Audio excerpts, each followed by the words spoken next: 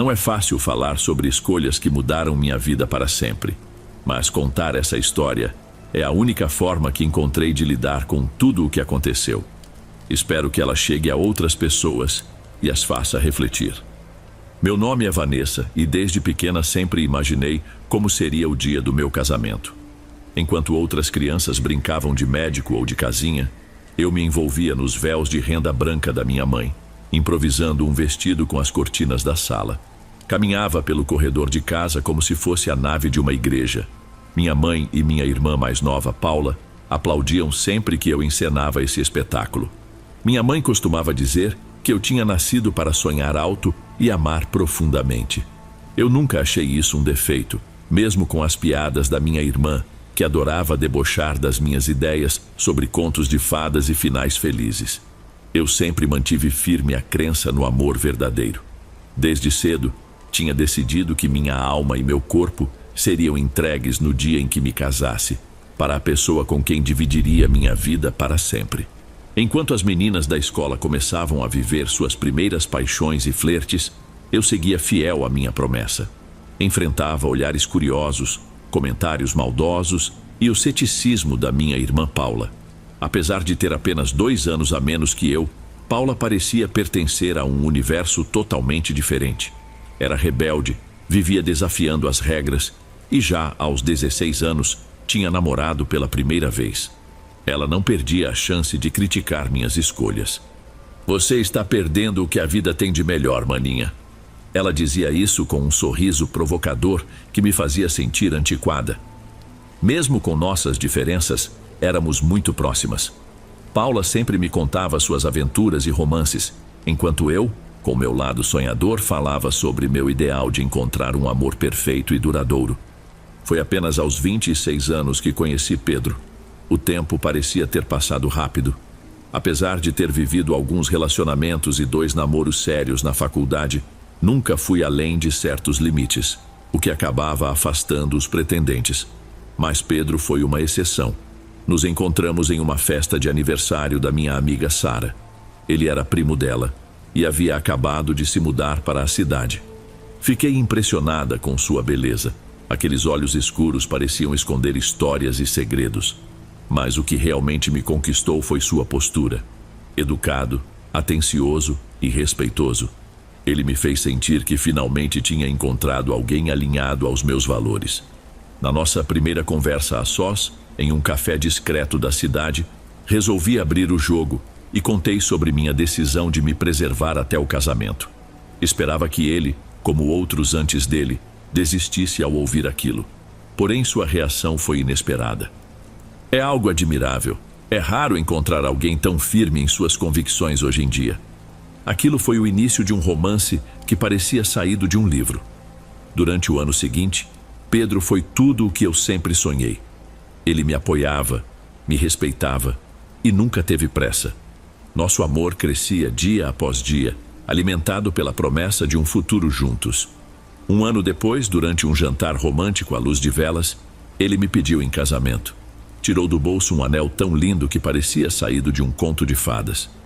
Meu primeiro instinto foi ligar para Paula e contar a novidade. "Isso é incrível, finalmente vou ter um cunhado!" exclamou ela. Ela exclamou do outro lado da linha, cheia de empolgação. Senti que a felicidade dela por mim era genuína. Nos meses seguintes, fui tomada pelo turbilhão dos preparativos. Cada detalhe precisava ser impecável. Lírios brancos para as flores, decoração em dourado e pérola, e um cardápio que trouxesse nossos pratos preferidos. Mas o vestido foi uma história à parte. Após visitar diversas lojas, encontrei a peça ideal. Um modelo de renda espanhola que parecia ter sido desenhado para mim. Assim que o vesti, tive certeza de que era ele. Minha mãe, que estava ao meu lado no provador, não conteve as lágrimas. "Meu amor, você está deslumbrante, exatamente como sempre sonhou." Entretanto, à medida que os dias passavam, comecei a perceber algo estranho em Paula. Embora ela fosse naturalmente um pouco avoada, de repente parecia ainda mais distante. Faltava a encontros de família, sempre com uma desculpa ligada ao trabalho. E nas raras vezes em que aparecia, parecia desconectada, como se sua mente estivesse vagando em outro lugar. Não fazia sentido para mim, Num dia decidi perguntar diretamente o que estava acontecendo, mas ela apenas deu risada e brincou. Acho que estou sofrendo de estresse de irmã, porque nunca imaginei que alguém conseguiria te colocar uma aliança no dedo. Pedro também começou a agir de maneira estranha nas semanas que antecederam o casamento. Em certos momentos, ele parecia distante, perdido em pensamentos, quase como se estivesse carregando um peso. Quando eu questionava, sua resposta era sempre a mesma: trabalho e ansiedade pelo grande dia. Você é a melhor coisa que já aconteceu na minha vida, Vanessa. Ele dizia isso enquanto me apertava nos braços. Apesar de suas palavras, uma pontinha de inquietação começou a crescer dentro de mim. Uma sensação incômoda que eu não conseguia afastar. Finalmente o grande dia chegou. Tudo estava como eu tinha sonhado. Céu limpo, uma brisa leve. Acordei cedo, dividida entre entusiasmo e nervosismo, e me arrumei ao lado das minhas amigas e da minha mãe, que parecia obcecada em ajustar cada detalhe do meu véu para que ficasse perfeito. Não vi Paula por perto, e ao perguntar para minha mãe, ela sugeriu que minha irmã ainda estivesse se arrumando em casa. 2 horas antes da cerimônia, já quase pronta, encarei meu reflexo no espelho. Quase não reconhecia a mulher que via ali. Sentia-me linda, irradiando uma felicidade que nunca achei que fosse possível. Nesse momento, Sara, minha amiga e dama de honra, entrou no quarto segurando um envelope branco. A expressão dela me deu um calafrio. Vanessa, isso é para você, ela disse com a voz embargada. Peguei o envelope sentindo um gelo percorrer meu corpo. Reconheci imediatamente a caligrafia de Pedro e minhas mãos tremeram enquanto o abria. Algo dentro de mim gritava que aquelas palavras iriam mudar tudo, mas eu relutava em acreditar. Minha querida Vanessa, comecei a ler com o coração disparado e o estômago revirando. Passei noites sem dormir tentando encontrar as palavras certas para isso. Não há uma maneira fácil de explicar. Eu não posso me casar com você. Não porque não te ame. Você será sempre alguém especial para mim. Mas aconteceu algo que não posso ignorar. Algo que tentei esconder e que está me corroendo de culpa. Me apaixonei por Paula. O papel escorregou das minhas mãos. As palavras, como veneno, se fixaram na minha mente. Isso não pode estar acontecendo. Enquanto percorria os olhos pelas palavras novamente, murmurei baixinho, desejando que, de alguma forma, o texto se transformasse. Minha irmã, Paula, a mulher que eu mais amava. Não foi algo premeditado, dizia o papel. Tudo começou com conversas despretensiosas, depois encontros que pareciam inofensivos. Lutamos contra isso, mas, quanto mais tentávamos nos afastar, mais éramos empurrados por algo maior. Não conseguimos continuar assim. Não aguentamos ver seu sofrimento e carregar essa culpa. Estamos partindo juntos. Depois de ler isso, o silêncio no quarto parecia um buraco negro que sugava tudo. Eu mal conseguia me sustentar. Quando tentei falar, o que saiu foi um grito primal, tão feroz e desolador que veio de um lugar dentro de mim que eu nem sabia existir. Minha mãe tentou me envolver em seus braços, mas eu estava completamente fora de mim. Gritei. Puxei o vestido que havia escolhido com tanto carinho e o rasguei como se aquilo fosse aliviar a dor. Como puderam fazer isso comigo? Não sei dizer quanto tempo passou. Lembro apenas de Sara lendo a carta em voz baixa, com os olhos arregalados, enquanto minha mãe e minhas amigas choravam ao meu lado. Tentaram me confortar, mas logo começaram a organizar as coisas, dando explicações aos convidados. Disseram que Pedro tinha sofrido um acidente, mas numa cidade como a nossa, onde todos sabiam da vida alheia, não demoraria para a verdade aparecer. As horas seguintes foram um pesadelo interminável. O salão, a cerimônia na igreja, o jantar, tudo foi cancelado. Sara e as outras damas de honra assumiram a difícil tarefa de explicar a situação aos convidados, tentando conter o constrangimento. Mas eu sabia que em poucas horas os boatos já teriam se espalhado. E de fato as mensagens e os sussurros começaram quase imediatamente como fogo em palha seca. Trancada no meu quarto ainda com os pedaços do vestido de noiva, vi minha vida desmoronar. Minha mãe tentava me consolar, mas eu não conseguia sequer encará-la. Passei aquela noite inteira mergulhada nas lembranças, revivendo cada instante ao lado de Paula, procurando sinais que poderiam ter me alertado sobre essa traição. Pensei nas vezes em que ela parecia distante, nas reuniões de trabalho de Pedro, e nos momentos em que os pegava conversando baixinho, parando assim que eu chegava. Como não percebi? Como pude ser tão ingênua? Já faz 7 dias desde aquele dia que deveria ser o mais feliz da minha vida, mas que se tornou meu pior pesadelo. A cidade pequena era um palco cruel para escândalos como esse. Nas ruas, as pessoas desviavam o olhar ou interrompiam as conversas assim que me viam. Era como se eu tivesse virado um espectro, uma lembrança viva de traição e vergonha. Minha mãe estava destroçada, não só pelo casamento desfeito, mas também pela facada de Paula. Peguei-a várias vezes chorando baixinho, segurando fotos antigas de nós duas e se perguntando quando tudo havia se partido. Até que numa tarde, Sara, que era a única que permanecia firme ao meu lado, entrou no meu quarto com 2 passagens de avião na mão. "Já chega, Vanessa!" Ela jogou os bilhetes sobre a cama sem cerimônia. "Você precisa sair daqui, deixar tudo isso para trás. Vamos para Veracruz." "Sara, não acho que isso vá resolver." Tentei argumentar, mas ela não me deu espaço. "Já conversei com seu chefe. Você tem férias acumuladas. O voo é amanhã. Arrume sua mala porque isso não é um pedido." Havia algo no tom firme e decidido de Sara que me fez ceder. Talvez ela tivesse razão. Eu precisava sair, ao menos por alguns dias, daquele lugar sufocante e das expressões carregadas de pena que me cercavam, me lembrando constantemente daquilo que havia perdido. Chegamos a Veracruz sob um céu límpido, iluminado por um sol vigoroso, acompanhado de uma brisa salgada que parecia carregar a promessa de descanso. Sara reservou um hotel à beira-mar, com uma vista tão impressionante que parecia saída de um cartão postal. Nos primeiros dias, seguimos o roteiro clássico de turistas: caminhadas pelas praias, passeios de barco, visitas a pequenas lojas de artesanato. Sara parecia empenhada em não me deixar espaço para pensar, preenchendo meu tempo com atividades que afastavam, ao menos temporariamente, a sombra da dor. À noite, frequentávamos os bares mais movimentados da zona turística.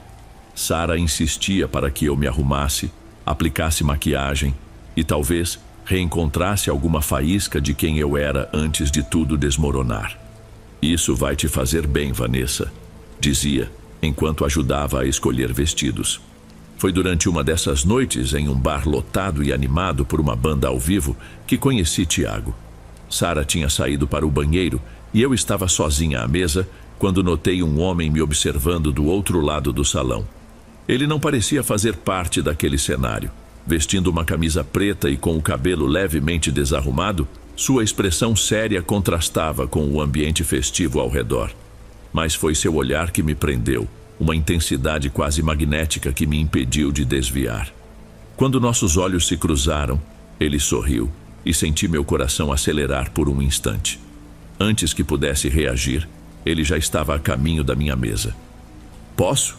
perguntou, apontando para a cadeira vazia à minha frente. Sua voz era grave, marcada por um sotaque discreto que não consegui identificar. Normalmente teria recusado, mas havia algo na forma como ele me olhava, e talvez na fragilidade do meu estado de espírito, que me levou a aceitar. "Claro", respondi, sentindo uma leve tensão. Ele se apresentou como Tiago, estendendo a mão. Apertei seus dedos firmes, murmurando: "Vanessa." Conversamos por alguns minutos. A princípio eu estava reservada, mas Tiago parecia notar mais do que eu dizia. De repente, ele comentou, com uma serenidade que me desconcertou: "Parece que você não está aproveitando muito a noite." Fiquei surpresa com sua percepção tão direta. Minha reação foi rir sem jeito, desviando os olhos. "É tão evidente assim?" "Não é só o que vejo", respondeu, inclinando-se levemente na minha direção. "É o que sinto. Seus olhos dizem muito, e eles parecem guardar uma tristeza imensa."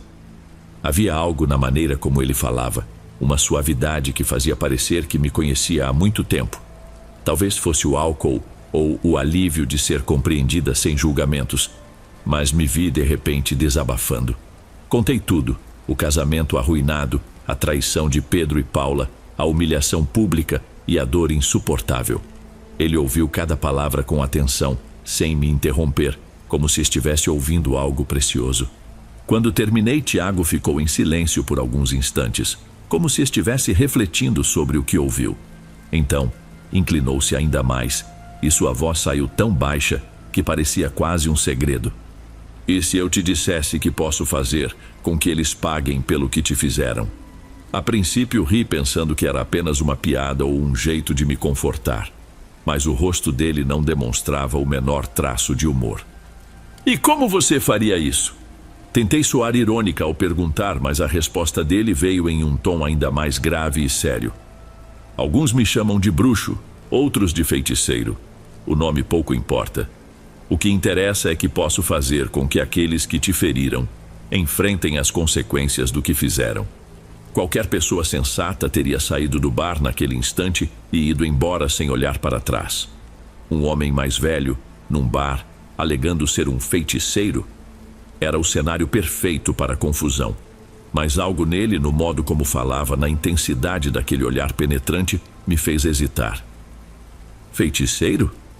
Repeti, tentando soar cética, embora minha voz tenha vacilado.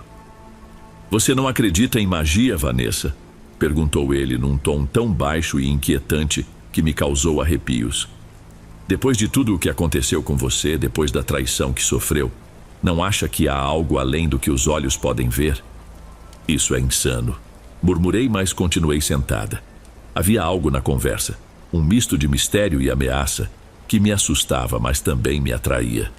O desejo de vê-los pagar pelo que haviam feito era avassalador, humano demais para ser ignorado. Só preciso de uma foto deles, disse ele quase num sussurro.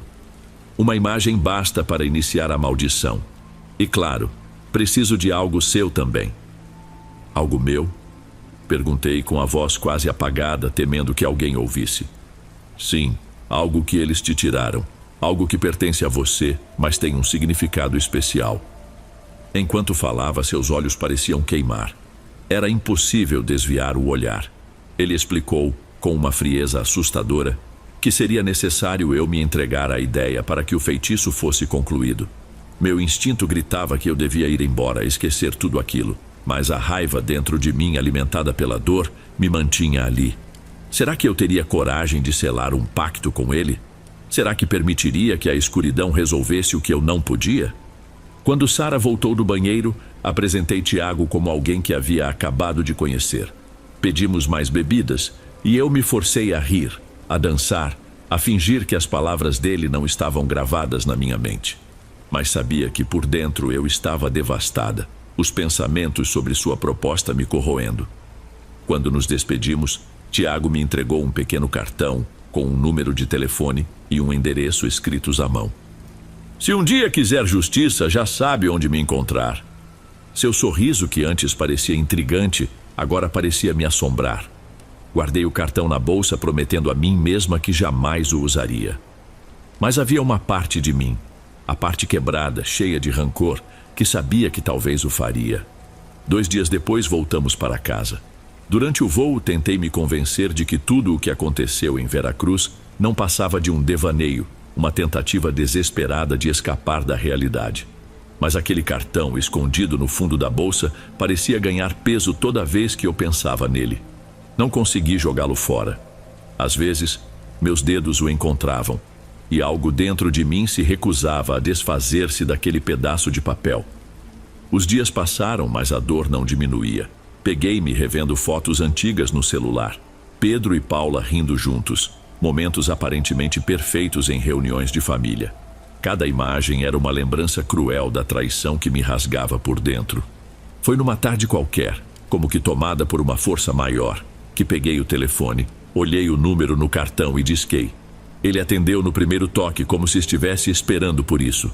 Sua voz, grave e serena, percorreu meu corpo como um calafrio. Eu sabia que você iria ligar, Vanessa. Ele falou como se fosse uma sentença inescapável. Disse para eu encontrá-lo naquela mesma noite em sua casa, nos arredores da nossa cidade. Meu raciocínio gritava que aquilo era insano, mas meus pés pareciam não querer me obedecer. Já era noite quando cheguei ao endereço que Tiago havia me dado. A casa era pequena, cercada por árvores altas e retorcidas, como se as sombras delas escondessem segredos ancestrais. Bati na porta e ele abriu imediatamente. Sem uma única palavra, gesticulou para que eu entrasse.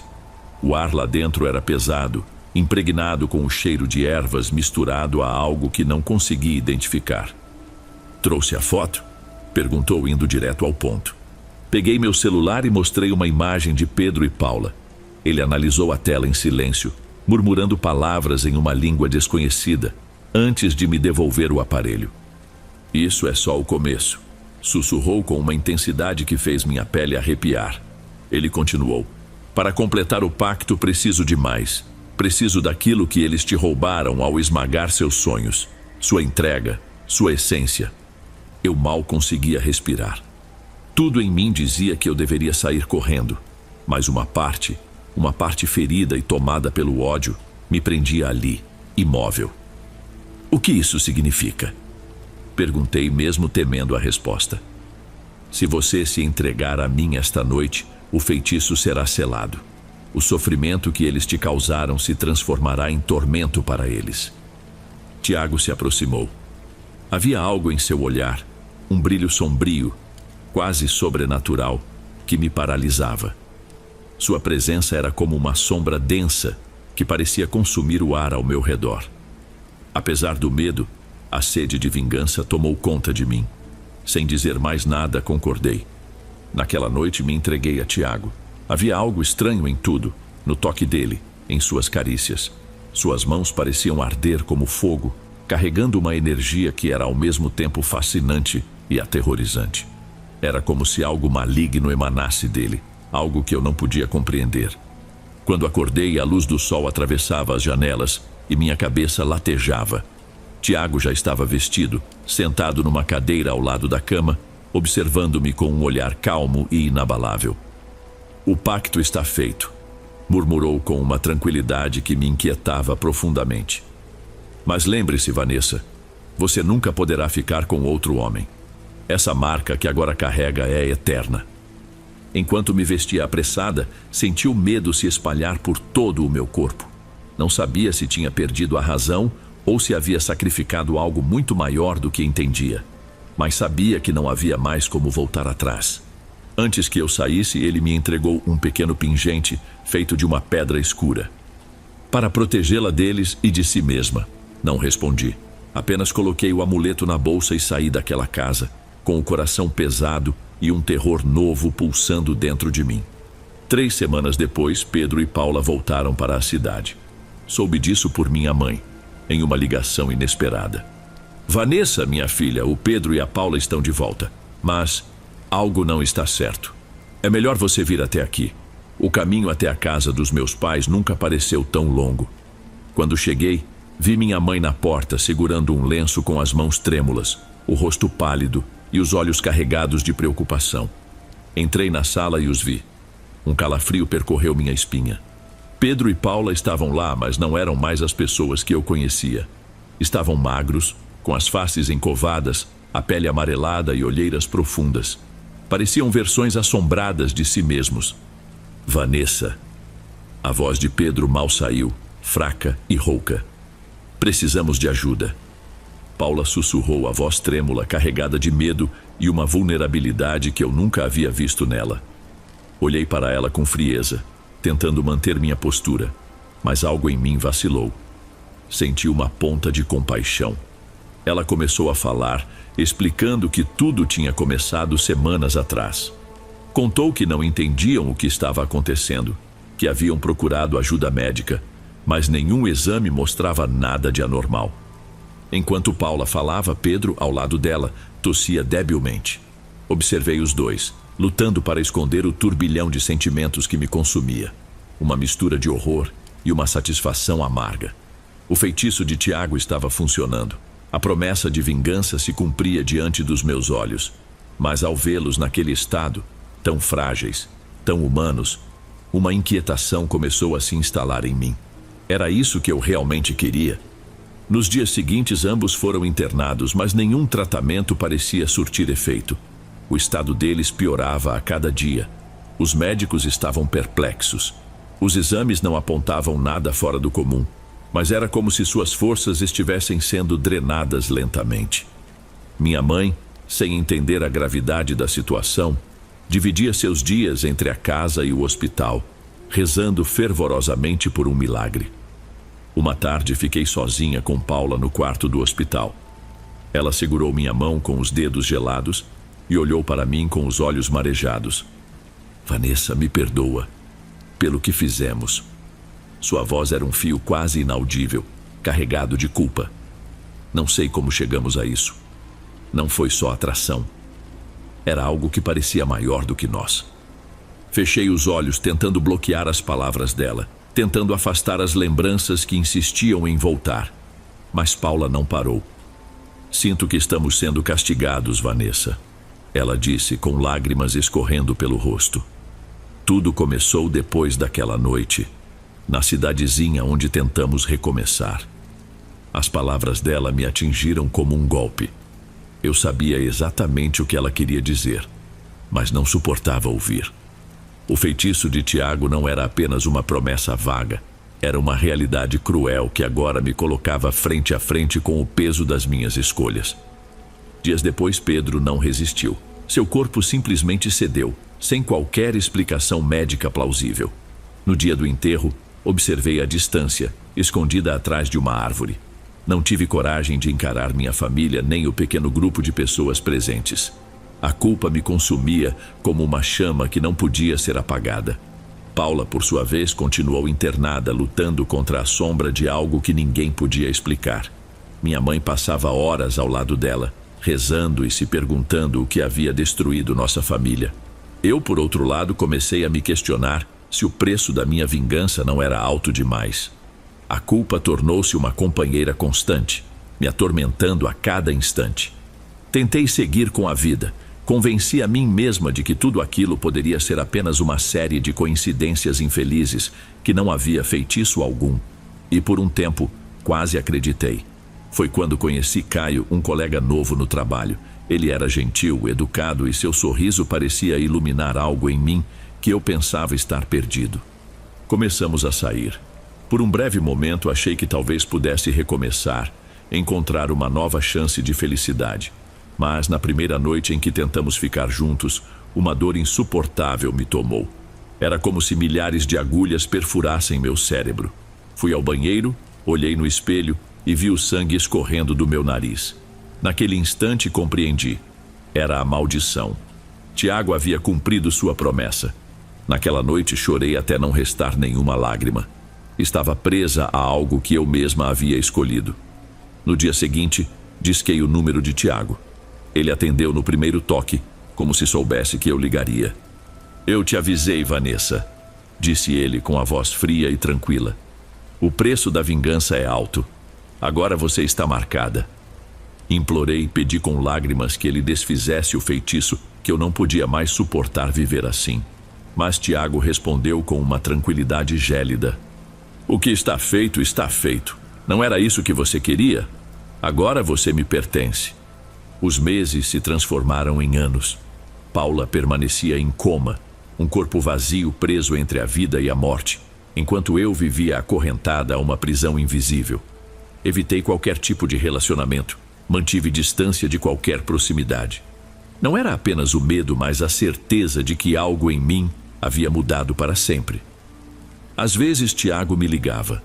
A voz dele, baixa e calma, era como um lembrete constante de que eu não tinha como escapar. E nas noites em que segurava o pingente escuro que ele me deu, ficava me perguntando: será que foi ele quem trouxe essa maldição para a minha vida, ou fui eu mesma? Hoje, ao caminhar pelo cemitério, meus olhos se depararam com um lírio branco. Era igual ao que teria carregado no dia do meu casamento. Fiquei olhando para a flor por um longo tempo, e os sonhos que um dia tive começaram a vir à tona.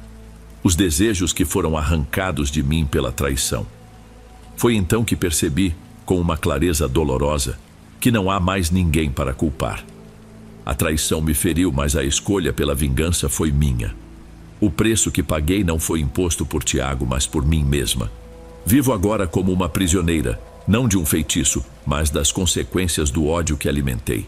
Minha vingança, que parecia justiça, transformou-se na minha condenação eterna. Antes de irmos para o próximo relato, se você é novo por aqui, não se esqueça de se inscrever no canal e ativar o sininho para receber as próximas histórias. Sua presença é importante e seu apoio é essencial. Bem, vamos continuar.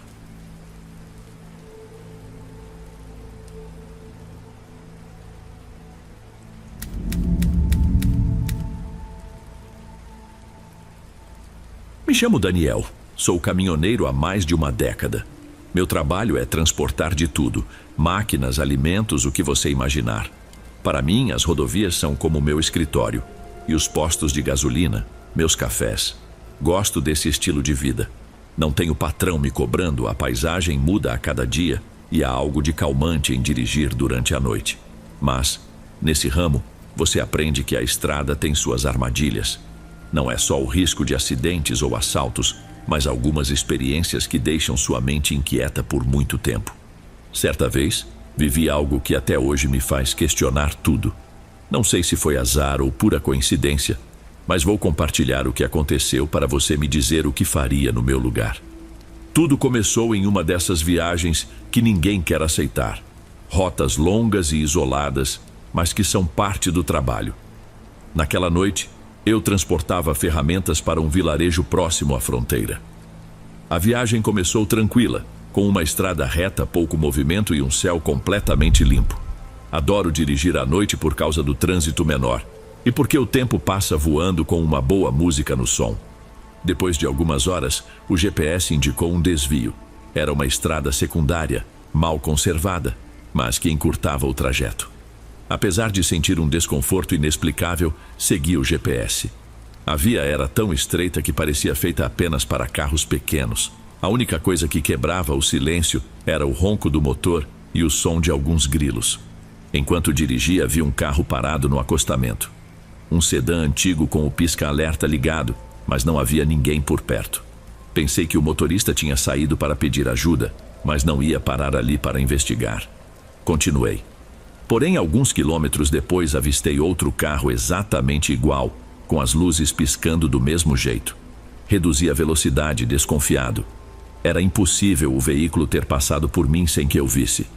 Aquilo me deixou inquieto, mas decidi seguir em frente, achando que talvez fosse o cansaço pregando peças. Mais adiante, algo ainda mais perturbador. Um caminhão estava parado no meio da estrada, sem luzes de alerta e com as portas da cabine escancaradas. Reduzi, mas fiquei dentro do meu caminhão, atento. Já ouvi histórias de armadilhas onde abandonam veículos para atrair vítimas e roubar. Liguei o farol alto para enxergar melhor e notei manchas de sangue na lateral da cabine. O para-brisa estava quebrado de dentro para fora. Meu instinto gritava para eu sair dali, mas a curiosidade me empurrou a investigar. Peguei minha lanterna, desci e avancei com cuidado. Olhei ao redor, mas não vi ninguém. Espiei o interior da cabine. Estava vazia, sem sinais de briga. Só o sangue e aquele silêncio que fazia meu peito apertar. Voltei para o meu caminhão com o coração disparado. Assim que acelerei para sair dali, vi luzes no retrovisor. Era o mesmo sedã velho de antes, agora atrás de mim. Pensei que podia ser coincidência, alguém indo para o mesmo lugar. Mas o carro não tentava ultrapassar nem ficava para trás. Mantinha uma distância exata. Quando eu acelerava, ele fazia o mesmo.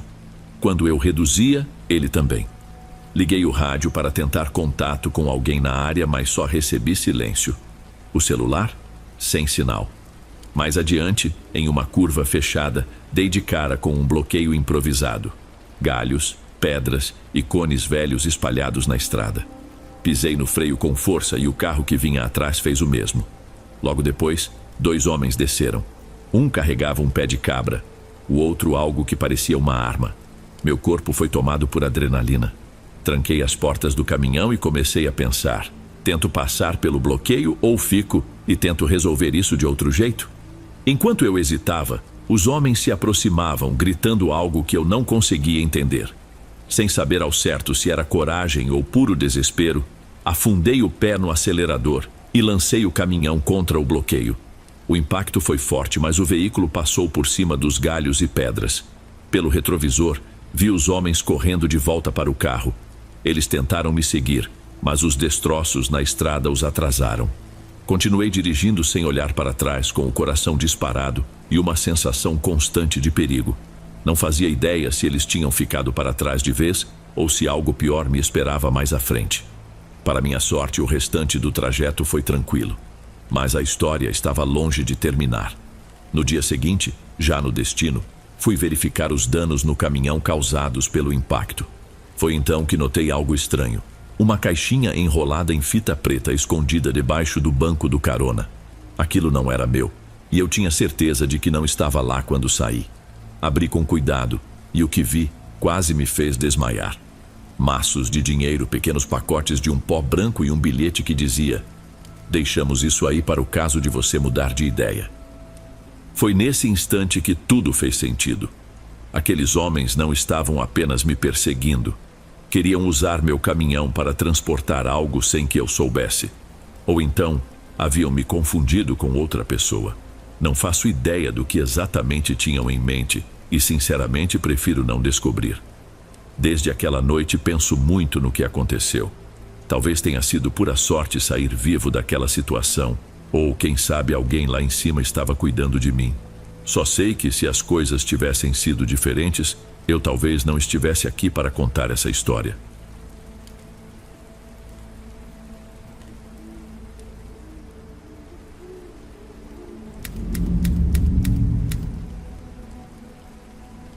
Meu nome é André. Tenho 40 anos agora, mas a história que quero compartilhar aconteceu há vários anos, quando eu trabalhava na colheita de mangas. Na minha região do México, essa fruta é produzida em grande escala. Parte vai para exportação e outra é vendida localmente.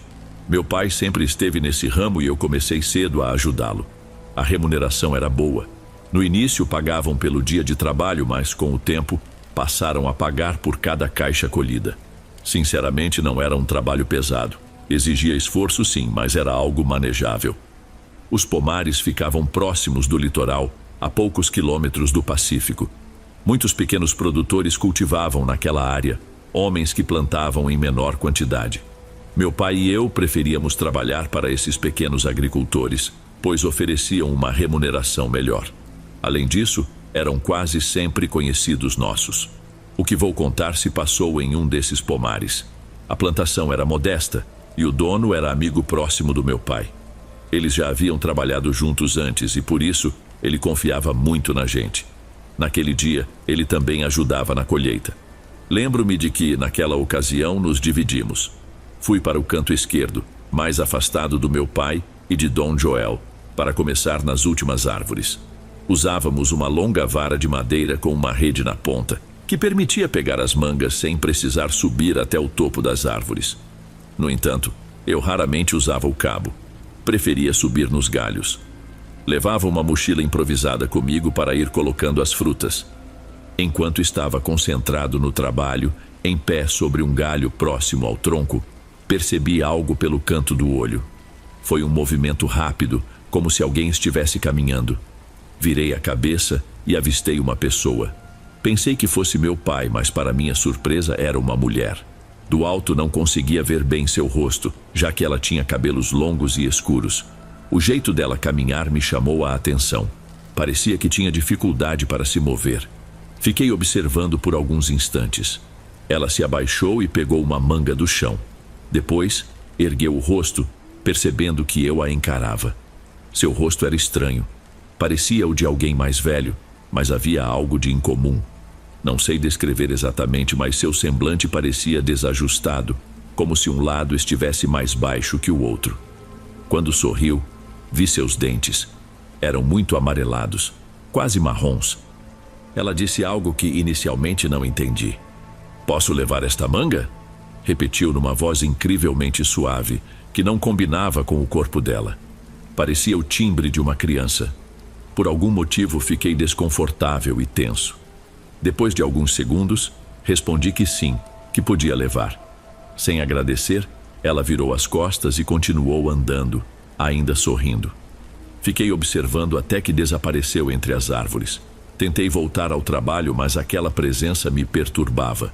Nunca a tinha visto antes, e sua figura não me era familiar.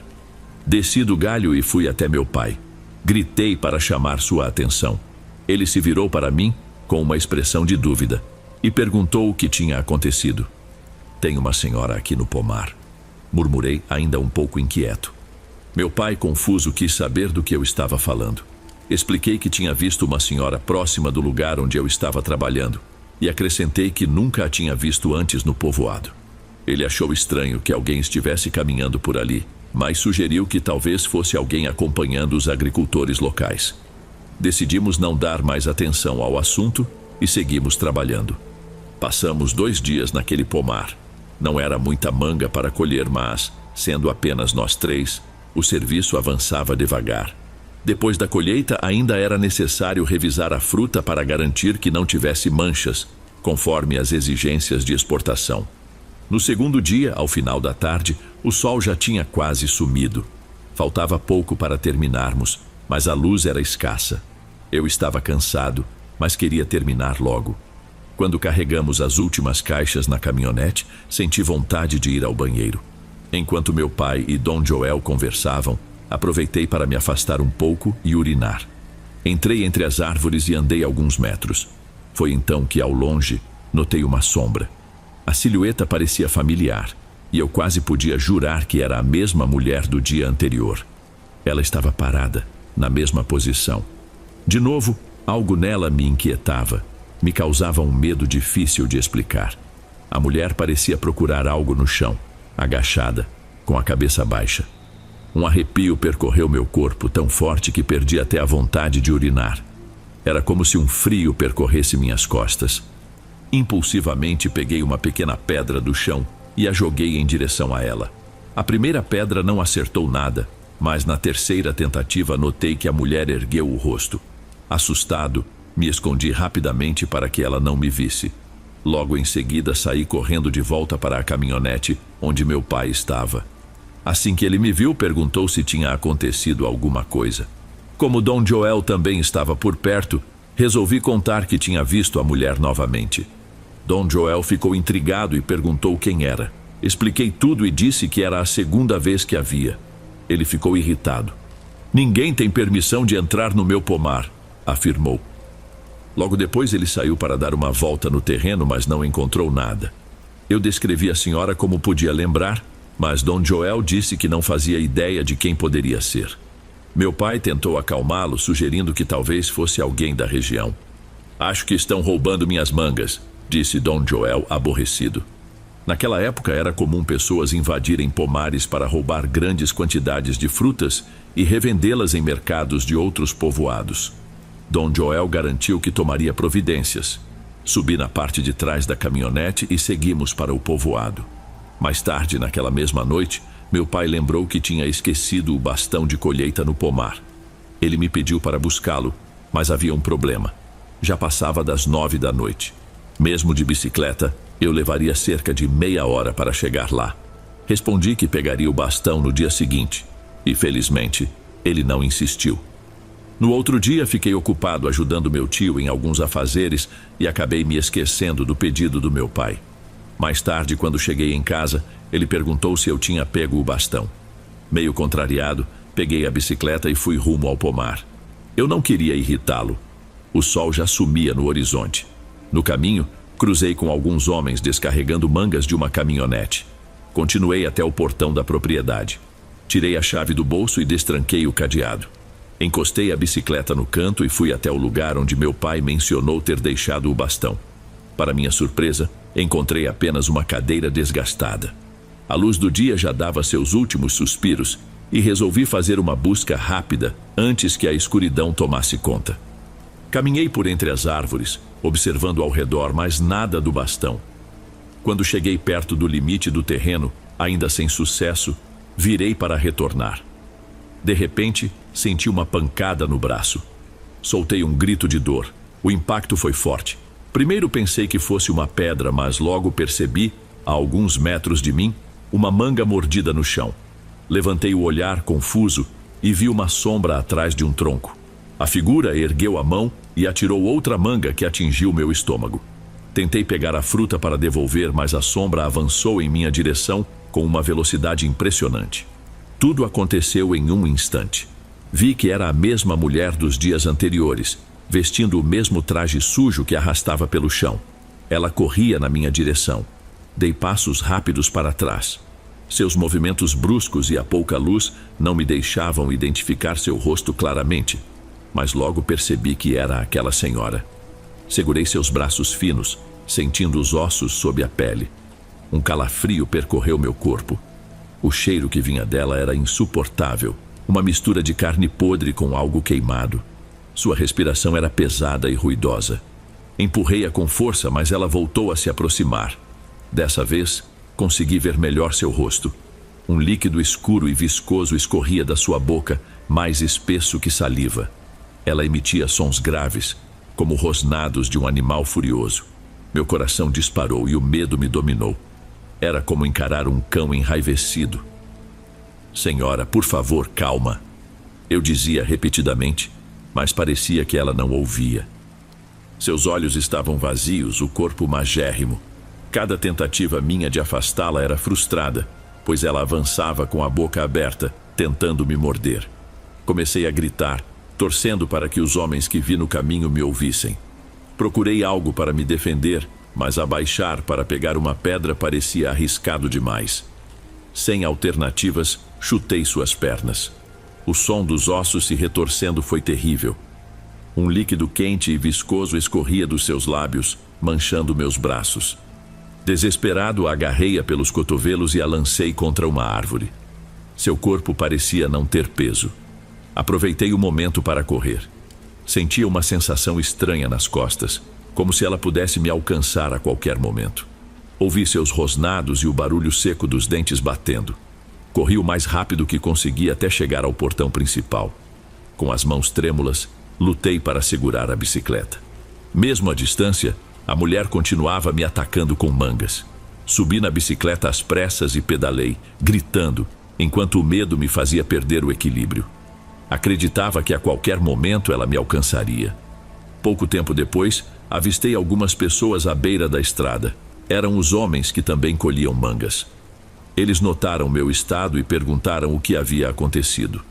Com dificuldade para respirar, contei que uma mulher tinha me atacado. Olhei para trás, mas não havia sinal de ninguém. Pediram que eu a descrevesse.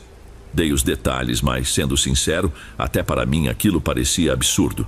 Um deles deu uma risada discreta, enquanto o outro me lançou um olhar de descrença. Um senhor mais velho se aproximou. Disse que me conhecia e mencionou o nome do meu pai. Confirmei que era seu filho. Ele perguntou se eu queria uma carona de volta ao povoado, pois estavam prestes a partir. Não hesitei em aceitar. Não queria arriscar voltar sozinho com tão pouca luz. No trajeto, meus olhos não paravam de vasculhar os arredores. Meu corpo tremia de frio e nervosismo. Assim que chegamos e desci da caminhonete, minha mãe veio ao meu encontro. A preocupação no rosto dela era evidente. Perguntou o que tinha acontecido e, mesmo inseguro, contei tudo. Falei daquela mulher, o cheiro insuportável, os ossos frágeis que senti ao tocá-la. Meu corpo ainda estava tomado pelo susto. Só de lembrar da sombra dela entre as árvores, eu me sentia tenso. Depois conversei com meu pai, mas a reação deles deixou claro que não levaram minha história a sério. Meu pai ainda perguntou: "E o bastão para colher manga você trouxe?" Eu tinha esquecido completamente disso. Ele não insistiu, talvez porque notou o pavor no meu rosto. Antes de dormir, minha mãe veio até o meu quarto e perguntou novamente se eu tinha certeza do que havia contado. No olhar dela percebia-se a dúvida. Reforcei que era verdade, que eu não ganhava nada inventando uma coisa daquelas. Por várias noites tive pesadelos. Sempre sonhava que aquela mulher cuspia o líquido escuro em mim. Era tão vívido que parecia sentir a quentura do líquido na pele. Pedi ao meu pai que conversasse com um amigo dele para ver se descobria algo, mas ele desconversou, dizendo que o homem provavelmente estava ocupado demais para se preocupar com aquilo. Passei dias com medo, sem conseguir entender o que tinha acontecido. Por sorte, a situação não se repetiu. Era como se ela tivesse desaparecido no ar. O que me intrigou foi que ninguém no povoado relatou ter visto algo semelhante. A comunidade era pequena e qualquer coisa se espalhava rápido, mas não havia histórias parecidas ou rumores sobre aquela mulher. Até hoje, ao falar disso, fico desconfortável. Uma tensão estranha toma conta de mim. Tenho tantas perguntas. Quem ou o que era aquela figura? E por que estava no meio do pomar? Talvez alguém me ajude a achar uma resposta. Se estiver gostando dos relatos, não se esqueça de já deixar o seu like. Ele é muito importante. Bem, vamos continuar.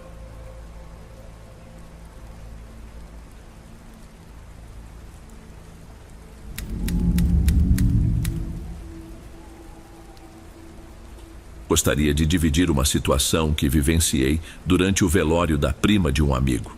Ele me pediu para acompanhá-lo até a casa da família, onde o corpo estava sendo velado.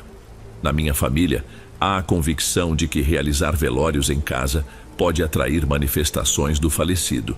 E, curiosamente, foi exatamente isso que ocorreu. Poucas horas haviam se passado desde o início do velório.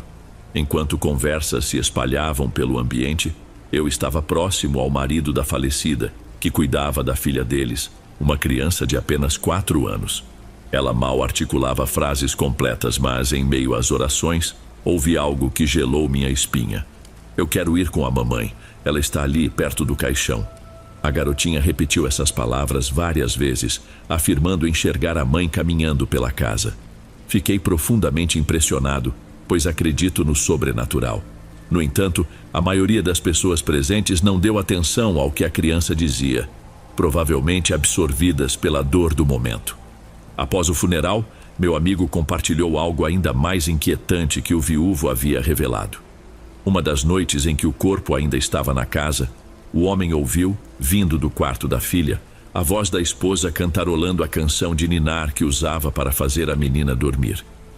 Quando entrou no quarto para verificar, encontrou apenas a filha dormindo profundamente, enquanto o espaço estava vazio. Ele tentou convencer a si mesmo de que fora fruto de sua imaginação, mas na manhã seguinte, a criança contou que a mãe estivera ali durante toda a noite, cantando para que ela dormisse. A menina, confusa, continuava apontando lugares específicos da casa onde dizia ver a mãe. Os fenômenos não cessaram após o enterro. Ruídos de passos foram ouvidos, objetos pessoais da falecida pareciam mudar de lugar sozinhos e marcas de mão surgiam nos espelhos. No quarto da filha, os acontecimentos eram mais frequentes, como se a mãe voltasse todas as noites para cuidar da pequena. A crença era de que ela não queria deixá-la desamparada. Inclusive, durante o cortejo, alguns relataram que o caixão parecia incomumente pesado, embora a falecida fosse magra e pequena. O evento mais impressionante, contudo, envolveu uma pessoa que desconhecia a morte da mulher. Ela chegou à casa e, ao ser recebida pelo viúvo, foi informada do ocorrido. Ainda assim, a visitante insistiu que minutos antes havia visto a falecida espiando pela janela e até acenando. O que presenciou, na verdade, parecia ser o espírito da mulher. Para minha família, isso reafirma a ideia de que velórios em casa podem fazer com que o espírito permaneça preso ao local, relutando em partir. Às vezes, isso pode levar a ocorrências difíceis de explicar.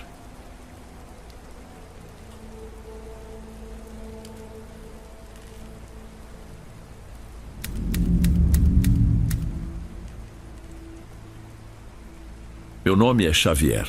Trabalho como caminhoneiro há muito tempo e já percorri quase todas as rodovias do país. Sempre preferi dirigir durante a noite por causa da calma e do trânsito mais leve. Contudo, depois de uma experiência marcante que vivi há algum tempo, passei a olhar as estradas desertas de outra forma. Não costumo falar sobre isso com ninguém, até porque nem sei se foi real ou só coisa da minha cabeça. Mas vou contar. Era uma noite tranquila, com o céu limpo e uma brisa suave. O tipo de clima perfeito para dirigir sem preocupações.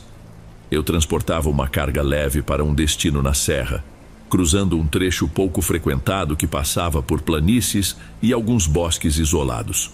Não era a rota mais bonita, mas naquela hora isso não fazia diferença.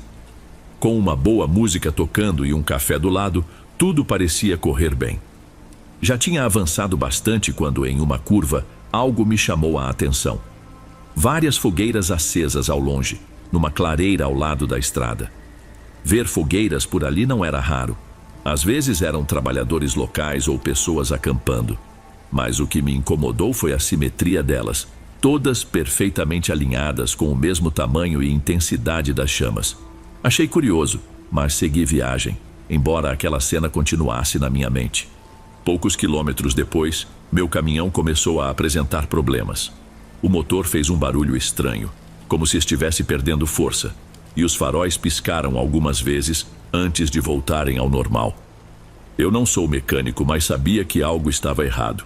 Resolvi parar no acostamento antes que ficasse na mão no meio do nada. A estrada estava completamente deserta, nenhum carro passava em nenhum dos dois sentidos. Desliguei o motor, peguei minha lanterna e desci. Assim que coloquei o pé no chão, o vento sumiu. Os grilos que estavam cantando alto até então também pararam. O silêncio era tão denso que meus próprios passos pareciam ecoar. Enquanto verificava o motor, comecei a ouvir ao longe o som de risadas. Mas não eram risadas comuns. Eram leves, quase sussurradas, como um murmúrio coletivo. Olhei novamente na direção das fogueiras e elas continuavam lá, mas pareciam estar mais perto agora.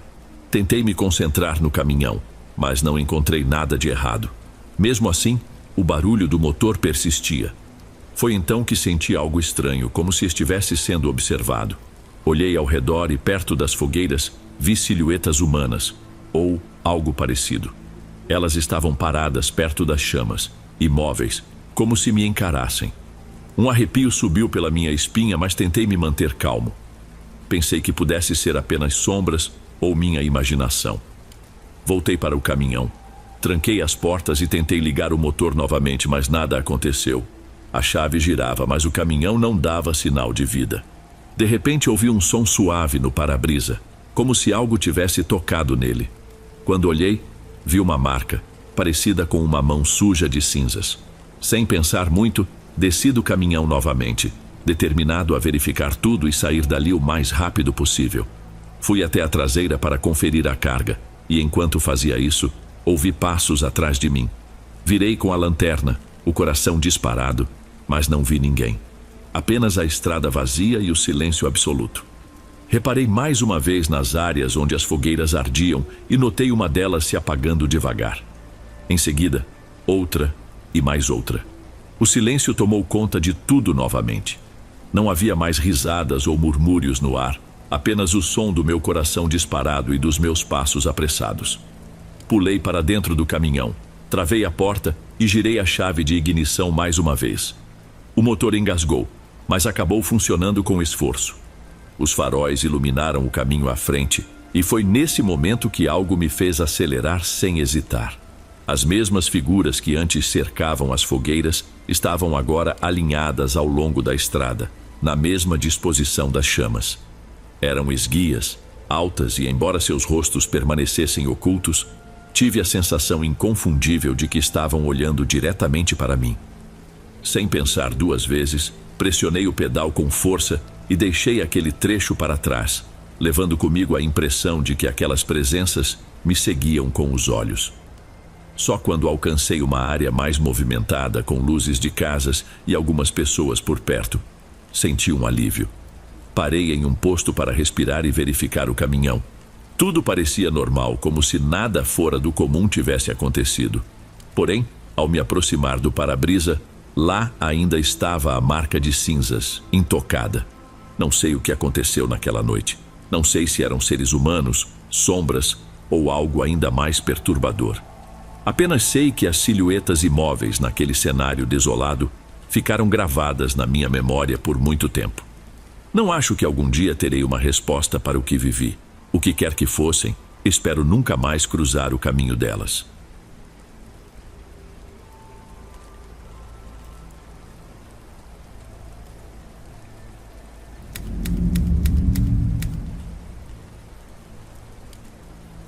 Eu nunca imaginei viver algo que fugisse ao comum, algo que desafiasse a lógica. Sempre vi histórias de fantasmas como pura invenção. Mas, apesar de ainda não estar completamente convencido, um episódio em particular me fez questionar. Será que espíritos realmente podem estar por aí entre nós? Isso aconteceu no dia em que meu pai faleceu, durante o velório dele. Enquanto a família se reunia na funerária para se despedir, eu escolhi ficar em casa. Não queria que minha última memória dele fosse daquela maneira.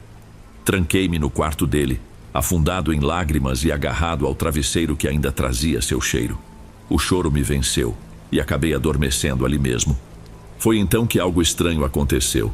Acordei com o perfume dele, aquele aroma tão familiar, espalhado pelo quarto como se alguém tivesse acabado de aplicá-lo. Achei que minha mãe ou meu irmão tinham voltado para casa, mas, ao sair para procurá-los, encontrei a casa completamente vazia. Desci para a sala, perdido em pensamentos sobre meu pai. E foi nesse momento que ouvi algo vindo do andar de cima. Passos. Eram firmes, inconfundíveis, os mesmos sons das botas que ele sempre usava. Fiquei imóvel, observando o lustre balançar levemente com as vibrações dos passos. Então, de repente, o som cessou. Mesmo tomado pelo medo, decidi subir as escadas. Quando me aproximei do quarto dos meus pais, ouvi algo ainda mais familiar. O rangido da cadeira de balanço, onde ele costumava passar horas. Abri a porta devagar e lá estava a cadeira balançando sozinha, como se alguém estivesse sentado, embalando-se lentamente pela última vez. Naquele momento não senti medo, mas uma tristeza avassaladora. Deixei-me cair sobre a cama e chorei sem parar. Enquanto isso, a cadeira foi aos poucos parando, até ficar completamente imóvel. Tudo estava fechado, não havia vento, nenhuma corrente de ar, nada explicava o que vi, exceto o que tantas vezes ouvi dizer. Talvez meu pai estivesse ali, arrumando seus últimos passos. Aquela era, afinal, a cadeira favorita dele. Será que foi isso mesmo? Ou apenas minha mente, tomada pela dor, preencheu o vazio com algo que eu precisava sentir? O que vocês acham? Antes de irmos para o último relato, se ainda estiver por aqui, comente o horário que está assistindo. Gosto de saber quem assiste os relatos até o final. Bem, vamos continuar.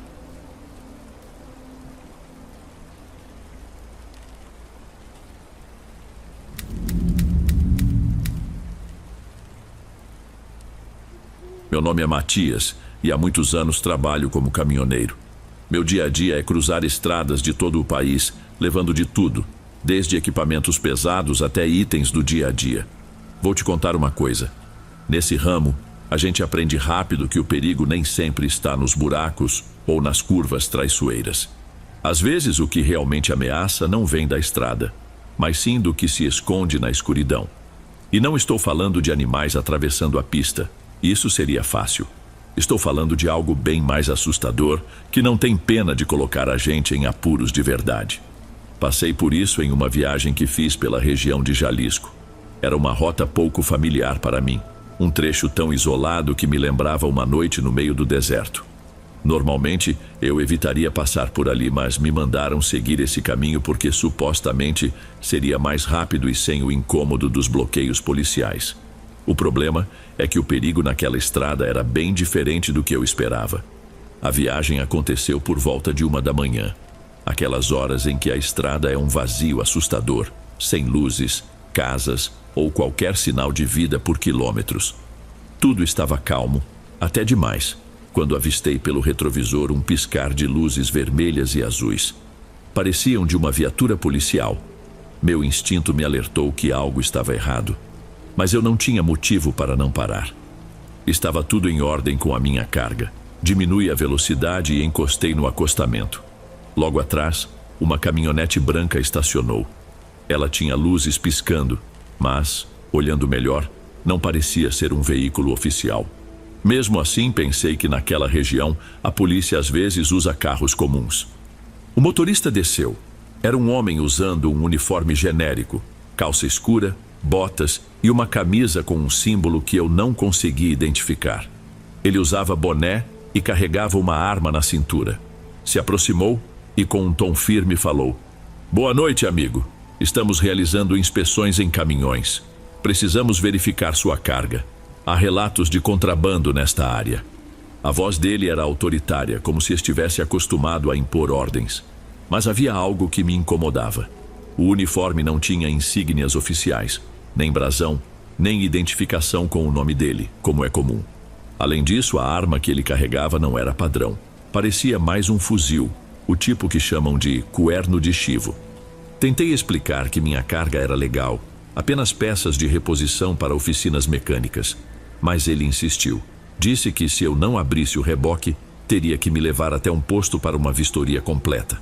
Enquanto ele falava, percebi pelo retrovisor que outro homem desceu da caminhonete, segurando uma lanterna, e foi direto para o reboque. Foi então que notei algo que me deixou ainda mais alerta. Uma terceira pessoa estava abaixada atrás do caminhão, como se verificasse os pneus ou procurasse algo debaixo do veículo. "O que eles estão fazendo?" perguntei, tentando não demonstrar o nervosismo. Ele me olhou com calma, mas não respondeu. Apenas repetiu que eu deveria abrir o reboque. Foi nesse instante que a ficha caiu. Aquilo não era uma abordagem policial. Estavam armando alguma coisa e certamente não era uma inspeção honesta. Não sei dizer se foi o instinto ou um puro reflexo de pavor, mas decidi na hora que não ficaria ali para descobrir o que de pior poderia acontecer. Tranquei as portas, engatei o caminhão e me preparei para sair dali o mais rápido possível. Um homem começou a berrar, ordenando que eu desligasse o motor, mas simplesmente o ignorei. Fixei o olhar adiante e percebi que haviam improvisado uma barreira com cones e uma tábua comprida. Pensei que passar por cima poderia acabar estragando o caminhão, mas ficar parado parecia muito mais perigoso. Acelerei sem hesitar e o caminhão avançou, arrastando os cones e a tábua pelo caminho. Ouvi pancadas na cabine, provavelmente do sujeito que estava próximo à janela, mas não diminui a velocidade. Pelo espelho retrovisor vi os dois homens disparando em direção a uma caminhonete. Nesse ponto, meu corpo já operava em um estado puro de sobrevivência. Alguns minutos depois, luzes piscando em vermelho e azul surgiram novamente. Dessa vez, não tinha dúvidas. Estavam atrás de mim. Não eram policiais, mas bandidos usando truques para criar uma emboscada. Meu coração parecia que ia sair pela boca, mas desistir não era uma opção. Felizmente, a estrada era muito estreita, o que dificultava que eles me ultrapassassem. Mesmo assim, toda vez que olhava pelo retrovisor, lá estavam eles insistindo em encurtar a distância. O que durou cerca de 20 minutos me pareceu uma eternidade. Então, finalmente, enxerguei algo que me trouxe um pouco de alívio. Um bloqueio de verdade. Viaturas oficiais e luzes fortes iluminando a pista. Reduzi e parei o caminhão próximo aos policiais.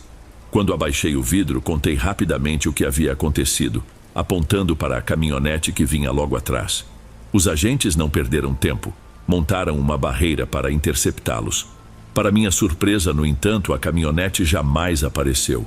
Provavelmente, sem que eu percebesse, eles encontraram algum desvio e desapareceram na escuridão. Os policiais inspecionaram o caminhão e confirmaram que tudo estava em ordem. Eles me explicaram que aquela região era notória por criminosos que se passavam por autoridades, usando viaturas falsas e uniformes mal feitos para enganar caminhoneiros, roubar cargas ou até mesmo sequestrá-los. Falaram que tive muita sorte por agir rápido, porque muitos outros não têm a mesma chance de escapar. Desde aquele dia, passei a ter um cuidado extremo. Agora, só paro se tiver absoluta certeza de que quem está mandando eu encostar realmente representa a lei. Fiquei paranoico, sempre com a sensação de que estou sendo seguido. Toda vez que vejo luzes de viatura, seja na cidade ou na estrada, entro em estado de alerta. Obrigado por ouvir minha história. Ei pessoal, obrigado por ouvirem. Clique no sininho de notificações para ser alertado de todas as futuras narrações. Lanço vídeos novos todos os dias por aqui. Espero te ver nos próximos. Agora na tela vou deixar outros 2 bons vídeos que sei que irão gostar. Te vejo por lá.